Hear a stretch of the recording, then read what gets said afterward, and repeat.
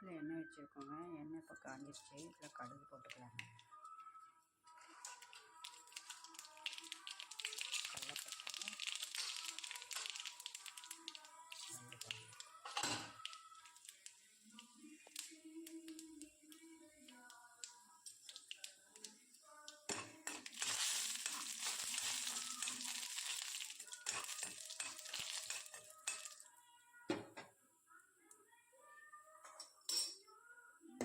கடலைப்பருப்பு, வெந்தயம், கடுகு கடலைப்பருப்பு வந்துருச்சுங்க.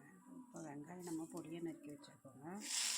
ஒரு 4 வெங்காயம் கட் பண்ணி வச்சுருக்கேன். 10 மிளகாய் 2 மிளகாய் போட்டுக்கோங்க.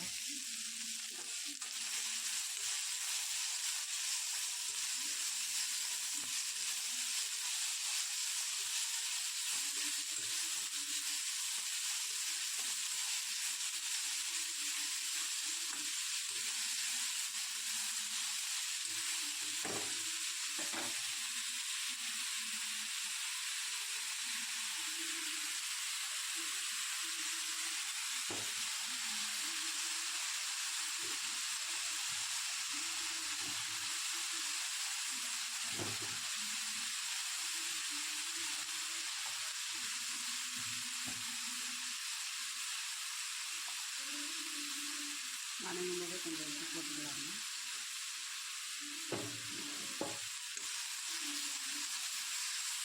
வெங்காயம் நல்லா வணங்கிடுச்சாங்க.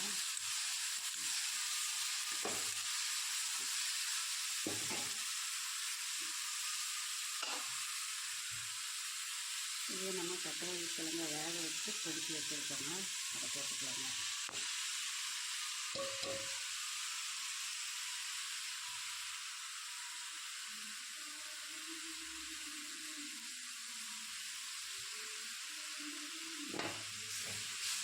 நல்லா கலந்துக்கலாங்க.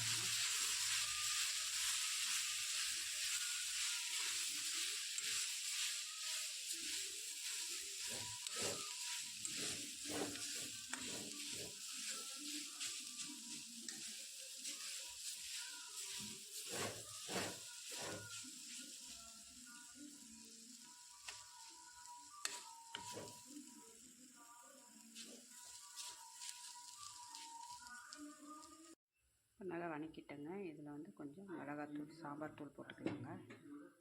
1 ஸ்பூன் நான் போட்டிருக்கேன். போட்டு நல்லா கலக்கி விட்டுருங்க.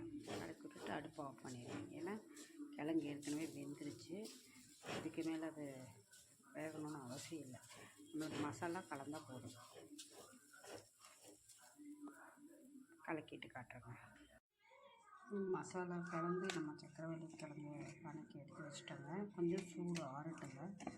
அப்புறம் நம்ம உருண்டை பிடிச்சிக்கலாம். இதை இப்படியே கூட சாப்பிட்லாம், டேஸ்ட்டாக இருக்குங்க.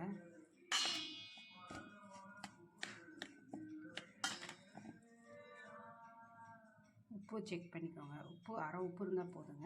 ஏன்னா பஜ்ஜி மாவில் நம்மளுக்கு உப்பு இருக்கும், அதுக்காக. பொடியை நறுக்கின கொத்தமல்லி தலையை போட்டிருக்கேங்க. போட்டு கலக்கிக்கலாங்க. பச்சையாக தான் போட்டிருக்கேங்க. அப்போ அது வாசமாக இருக்கும். கருவேப்பிலை இருந்தால் நீங்கள் போட்டுக்கோங்க. வீட்டில் இருக்கிற கருவேப்பிலையாக இருந்தால் போடுங்க. கடையில் வாங்குகிற கருவேப்பிலையெல்லாம் மருந்தடிக்கிறதுனால அதை விட்டுருங்க.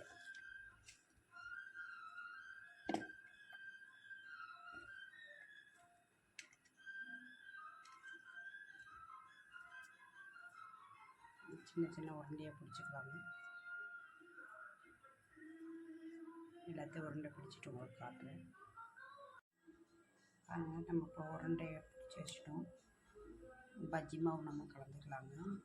அதுக்கு ஒரு கிண்ணத்தில் தண்ணி எடுத்துருக்கேன். இதில் பஜ்ஜி மிக்ஸ் இருக்குது, அது போட்டுக்கலாம்.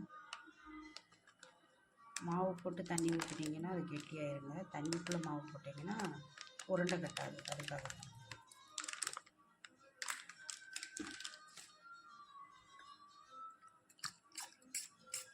ஸ்பூனை பருப்பு வச்சு கலக்கிக்கலாங்க.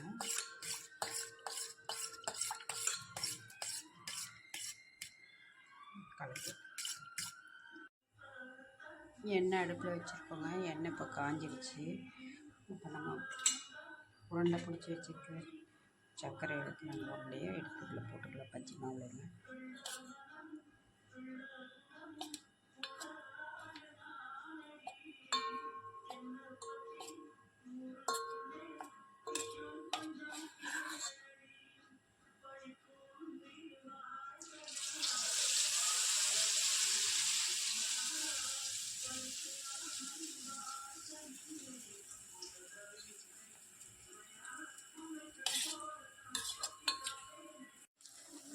எல்லாத்தையும் இப்போ எண்ணெயில் போட்டிருக்கோங்க.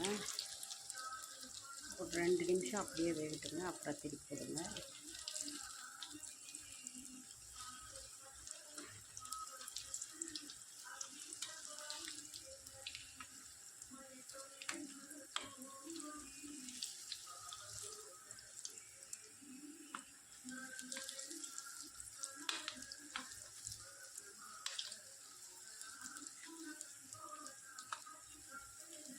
இது முதல்ல போட்டதுங்க, அது வெந்துடுச்சு.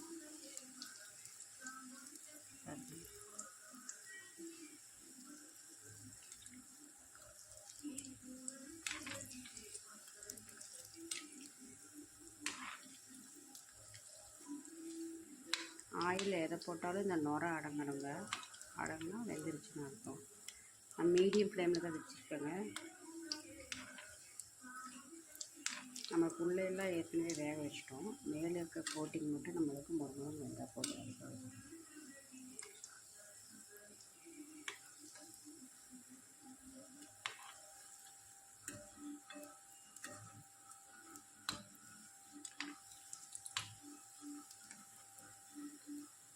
பாருங்கள்,